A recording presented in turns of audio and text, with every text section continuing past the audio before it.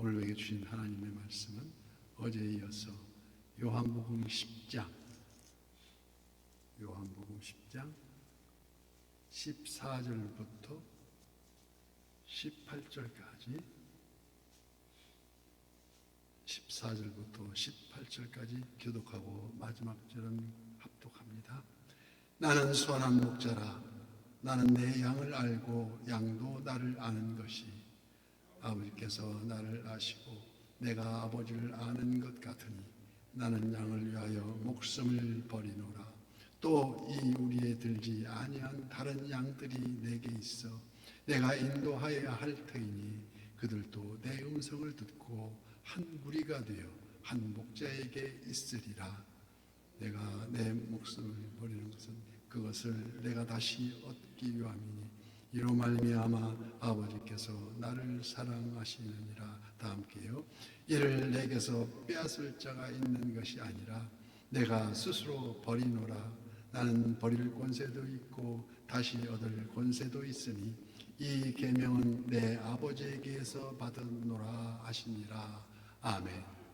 오늘도 선한 율세 기도의 향연 속에 새벽을 깨우는 우리 성도님들 모두에게 여호와 샬롬 지키시는 하나님의 평강이 풍성한 은혜를 축복합니다.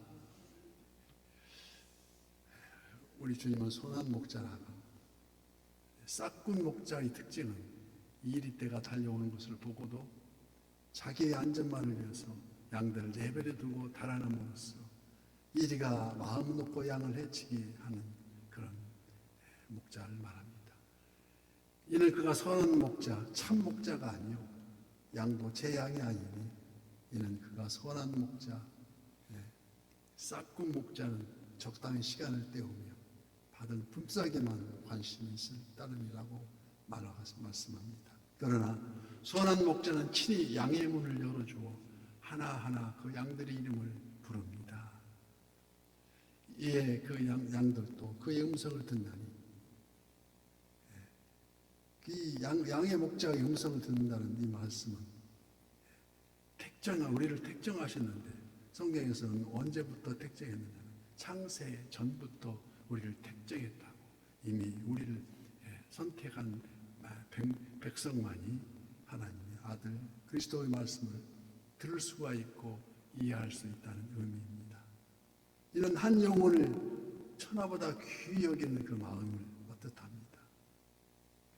미국의 최초 침례교 선교사 저드슨 목사님은 인도 선교를 떠났는데 7년이 되도록 6년이 지나도록 아무도 전도할 수가 없어서 7년째 되는 해에 딱 한 사람이 세례를 받았다고. 그래서 그 한 명으로 인해서 얼마나 기뻐했던지 천하를 얻은 것보다 기뻐했다고 기록하고 있습니다. 성경은 흔히 하나님을 선한 목자로 비유되고 그의 백성은 양떼들로 묘사되고 있습니다. 그래서 우리가 잘 아는 여호와는 나의 목자시니 내게 부족함이 없으리로다. 그가 나를 푸른 풀밭에 누이시며 쉴 만한 물가로 인도하시는도다.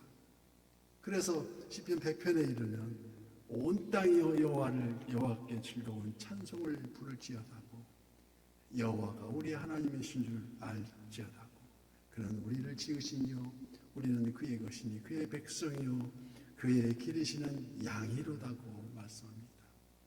선한 목자가 되신 우리 주 항상 인도하시고 예수님을 선한 목자로 표현합니다. 그래서 우리 예수님의 계산법은 독특하십니다. 100마리 중에 99마리는 무사한데 한 마리가 없어서 우리 생각에는 다시 더 많은 양을 잊지 않기 위해서 99마리를 지켜야 될 것인데 주님은 그렇지 않고 잃어버린 한 마리 양을 찾아서 낳습니다. 99마리를 놔두고 잃어버린 한 마리 양을 찾아서 그 아무리 험한 골짜기라도 주님은 찾아 나선다는 것입니다. 그래서 잃어버린 한 마리 양을 찾아 나서는 나는 선한 목자라. 선한 목자는 양들을 위하여 목숨을 버리거니와 오늘 보면 14절 말씀이에요. 나는 선한 목자라. 나는 내 양을 알고 양도 나를 아는 것이 아버지께서 나를 아시고 내가 아버지를 아는 것 같으니 나는 양을 위하여 목숨을 버리노라고 말씀하십니다. 여기 목자와 양이 서로 안다는 의미는 예수님이 그의 백성, 그의 양을 일찍이 우리를 택정하셔서 하나님의 자녀가 되는 권세를 주셨다는 것입니다.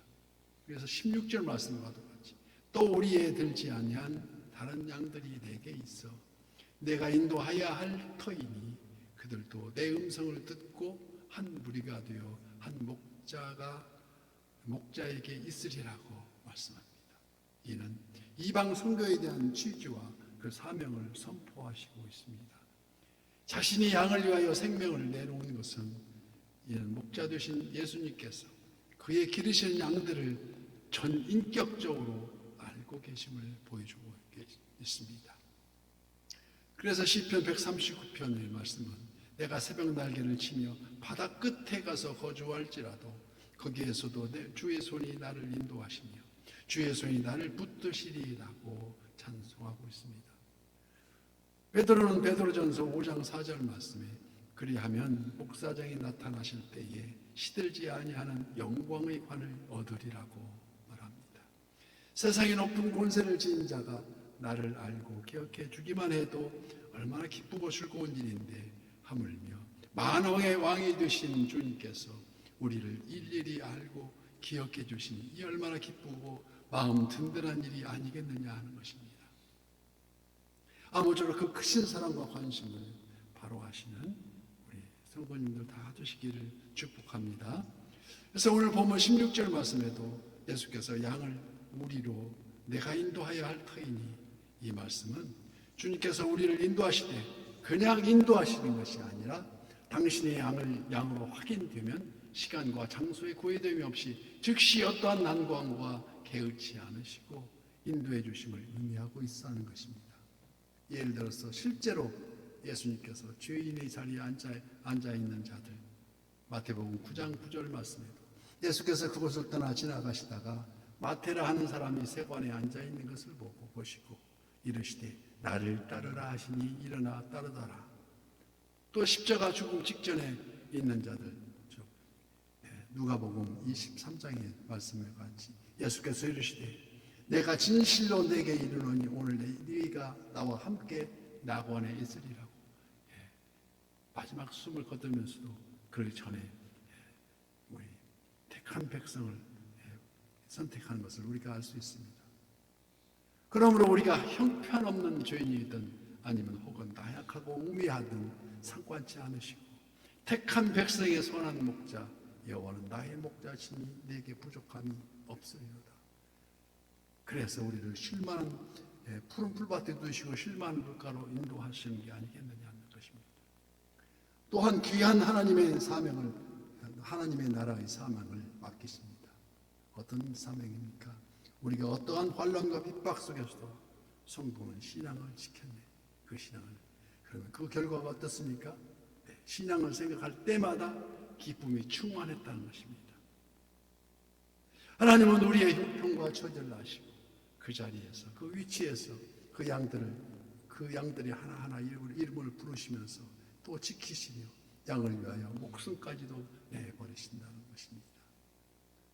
주님은 인간의 몸을 입으시고 천하보다 소중한 단 하나뿐인 생명을 그의 양들을 위하여 기꺼이 희생제물로 내어주기까지 우리를 사랑하신다는 말씀입니다. 그래서 17절 말씀 내가 내 목숨을 버리는 것은 그것을 내가 다시 얻기 위함이니 이로 말미암아 아버지께서 나를 사랑하시느니라. 이를 내게서 빼앗을 자가 있는 것이 아니라 내가 스스로 버리노라. 나를 버릴 권세도 나는 버릴 권세도 있고 다시 얻을 권세도 있으니 이 계명은 내 아버지에게서 받았노라 하시니라. 이에 대하여 구약의 에스겔 선지자도 하나님과 백성과의 관계를 목자와 양으로 비유하여서 에스겔 34장 말씀에 그러므로 목자들아 여호와의 말씀을 들을지어다. 주 여호와의 말씀에 내가 나의 삶을 두고 맹세하노라. 내 양떼가 노략거리가 되고 모든 짐승의 밥이 된 것은 목자가 없기 때문이라. 그러므로 너희 목자들아 여호와의 말씀을 들을지어다. 내가 친히 내 양의 목자가 되어 누워있게 할지라고 말씀하십니다. 따라서 오직 주님으로 말씀해야만 하나님이 우리에게 하나님의 울타리에 들어가게 하시는 그 양의 문이요, 구원에 이르게 하시는 유일한 목자이심을 익히 깨달아야 한다는 것입니다.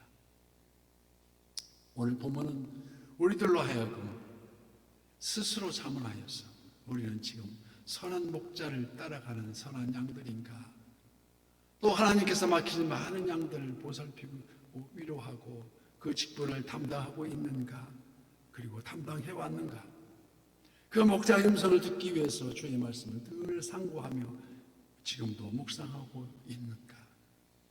새벽 날들기면서 주님은 양들의 구원을 위해서 참 사랑을, 그러한 은혜를 받은 우리는 과연 묵묵히 우리 주님의 발자취를 따르면서 선한 이웃이 되어서 오늘도 매일매일 증거하고 있는가 뒤돌아봐야 된다는 것입니다. 그래서 오늘도 새로운 새벽을 깨우리로다. 이 말씀의 자단 앞에 물된 동상같이 선한 이웃의 모든 지체가 되시길, 그래서 새 힘을 얻고 승리하시길 예수님의 이름으로 간절히 축복합니다.